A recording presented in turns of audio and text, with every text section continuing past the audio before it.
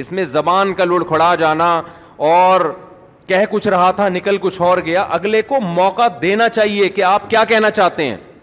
ہمارے ہاں ہو یہ رہا ہے کہ کسی پر توہین کا جو ہے نا الزام لگا. اب ہوتا کیا, میں ہوائی فائرنگ نہیں کر رہا, یہ ہوائی باتیں نہیں کر رہا. ہمارے ہاں اس قانون کا کیسا غلط استعمال ہو رہا ہے. اصل میں خود نہیں اندر گئے نا. کسی دن تم پہ الزام لگے کسی تمہاری غلطی جو تم جان کر نہیں کر رہے ہو, اور خود اندر ہوگے تو پھر تمہیں احساس ہوگا کہ یہ ہو کیا رہا ہے مارکیٹ میں. مفتی طارق مسعود کے بیانات کے لیے مفتی صاحب کے آفیشیل چینل مفتی طارق مسعود سپیچز کو سبسکرائب کریں. توہین رسالت کی سزا پاکستان میں کیا ہے؟ قتل ہے نا. تو جرم بڑا ہے, سزا بھی کیا ہے؟ بڑی ہے.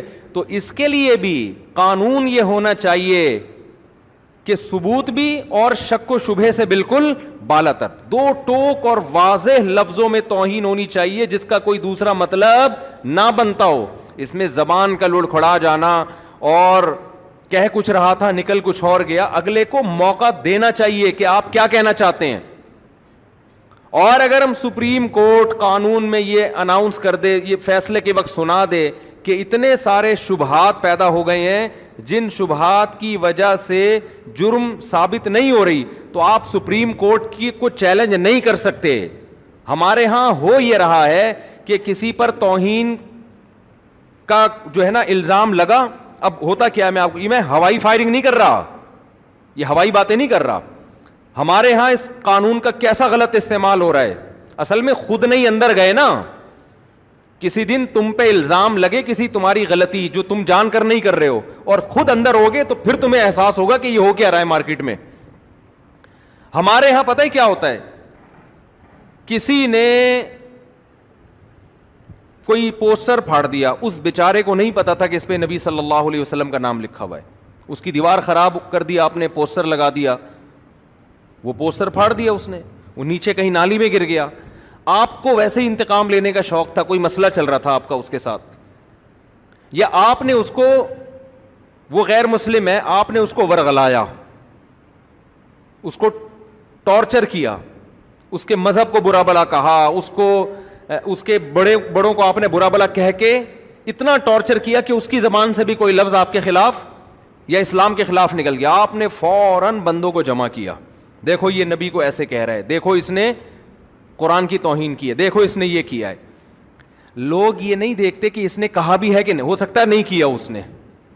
ایک لوگوں کا جم غفیر اکٹھا ہو جائے گا اور جائیں گے تھانے رپورٹ کرانے کے لیے. اتنے لوگ اس میں, آج ہر آدمی سمجھتا ہے آج مجھے عشق رسول کو ثابت کرنے کا اللہ نے موقع دیا ہے. چرسی بھی آپ کا ساتھ دیں گے, ہیروئنچی بھی آپ کے ساتھ ہوں گے, محلے کے بڑے بڑے گنڈے جن 20 بندوں کو قتل کر چکے تھے, آج تک کبھی انہوں نے کوئی سنت پوری نہیں کی ہوگی, لیکن ان کو بھی موقع ملے گا کہ آج ہمیں موقع ملا ہے ہم توہین رسالت کے مرتکب کو کیفر کردار تک پہنچائے. وہ اس کی تحقیق نہیں کرتے کہ حقیقت میں ایسا ہوا بھی ہے کہ نہیں ہوا. پھر آپ پہنچ جائیں گے تھانے, ایس ایچ او صاحب کو پتا ہے اگر میں نے ایف آئی آر نہیں کاٹی پورا ہجوم میری بوٹیاں کووں کو کھلائے گا. سمجھ رہے ہو نہیں آ رہی بات؟ میرا خیال ہے یہ قوم کا جذباتی پن ہے جو میں بتا رہا ہوں. نہیں سمجھ میں آ رہا نا تو کبھی آپ کے اوپر پڑے گی تو پتا چلے گا. پھر جناب ایف آئی آر بھی کٹے گی, تمہارا باپ بھی کاٹے گا ایف آئی آر. تو پھر جب عدالت میں مقدمہ چلے گا, جج کو پتا ہے اگر میں نے جیل نہیں کیا تو قوم مجھے, میری بوٹیاں کس کو کھلائے گی؟ کووں کو کھلائے گی. سمجھتے ہو؟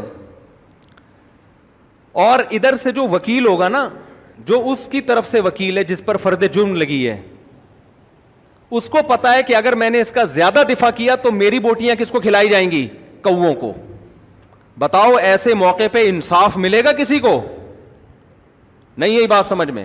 پھر جب وہ کیس اس کے اوپر چلے گا, ہر جج پہنائے گا کہ یار یہ آگے کسی کو, پھر کیس چلتا ہے لمبا. پھر لوگ کہتے ہیں ہم تو پہلے ہی کہتے تھے حکومت قادیانیوں سے ملی ہوئی ہے, سیدھا لٹکا کیوں نہیں رہی اس کو مجرم کو؟ ہم تو پہلے ہی کہتے تھے یہ حکومت یہودیوں کی ایجنٹ ہے. پھر اگر اوپر جا جا کے کسی جج نے اس کو, اتنے میں کیا ہوتا ہے کہ نیچے جو اس کے جس پہ فرد جرم عائد ہوئی ہے نا, اس کے رابطے ہو جاتے ہیں فرانس سے, امریکہ سے, لندن سے, کہ بھائی دیکھو میں اپنے ملک میں محفوظ نہیں ہوں. ان کا قانون ہے کہ اگر آپ اپنے ملک میں واقعی محفوظ نہیں ہیں, آپ ثابت کر دیں, آپ اسائلم داخل کریں, وہ آپ کو نیشنلٹی دے دیں گے.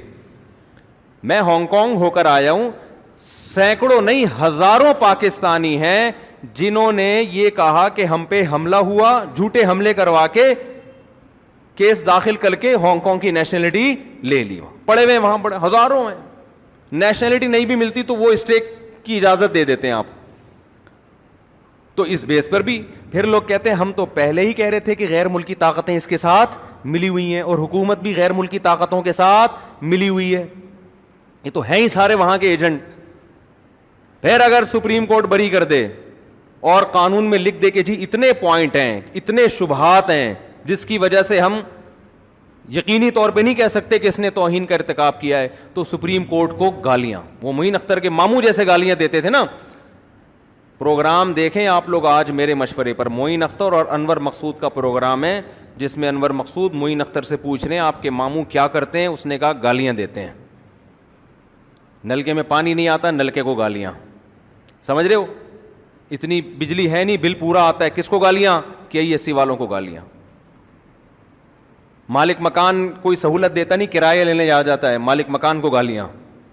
جب کرایہ نہیں دیتے تو پولیس کو بلاتے ہیں, پولیس کے ایسے ایسے پارٹس کو گالیاں کہ پولیس والے کہتے ہیں ہم نے یہ پارٹس کا نام کبھی سنا بھی نہیں ہے. صحیح ہے. تو وہی کام ہمارے ہاں عوام کر رہی ہوتی ہے. تو قوم میں جذباتی پن کچھ ضرورت سے زیادہ ہے, میچور نہیں ہے ہماری قوم. مذہب کا غلط استعمال کر کر کے آپ اپنے اوپر پابندیاں ملک میں لگاؤ گے. پاکستان ابھی گرے لسٹ میں ہے, اور یہی حرکتیں تھوڑے دن اور چلیں تو بلیک لسٹ میں آ جائے گا. پھر جب تمہیں کھانے کو روٹی نہیں ملے گی, پہننے کو کپڑا نہیں ملے گا, گالیاں دو گے اپنے حکمرانوں کو. وہ تو ویسے ہی دیتے رہتے ہو, مجھے کوئی اس پر اعتراض نہیں ہے. ٹھیک, کچھ گالیاں تو صحیح بنتی ہیں, کچھ غلط بنتی ہیں. صحیح اور غلط میں فرق کیا کرو, سوچ سمجھ کے گالی دیا کرو کہ یہ والی گالی یہاں فٹ ہو بھی رہی ہے کہ نہیں ہو رہی ہے. بنتی ہے تو آپ دو بھائی, ثواب ملے گا آپ کو, نہیں بنتی تو نہیں دو. ہر چیز میں ہم لوگ کیا کرتے ہیں, جس کو ہم نے غلط کہہ دیا تو اب ہر اس کے کام میں غلطی تلاش کرنی ہے, جس کو صحیح کہہ دیا اس کے ہر غلط کام کو بھی صحیح قرار دینے کی کوشش کرنی ہے. حکمران بہت سارے کام غلط کرتے ہیں لیکن کچھ صحیح بھی کر رہے ہوتے ہیں. ہماری قوم کی عادت کیا ہے, اگر آپ اپوزیشن میں اس کے صحیح کو بھی آپ نے غلط کہنے کا ٹھیکہ لیا ہوا ہے, اور اپنے والے کے ہر صحیح کام کو بھی, ہر غلط کام کو بھی آپ نے صحیح کہنے کا ٹھیکہ لیا ہوا ہے. یہ ہو رہا ہے مارکیٹ میں.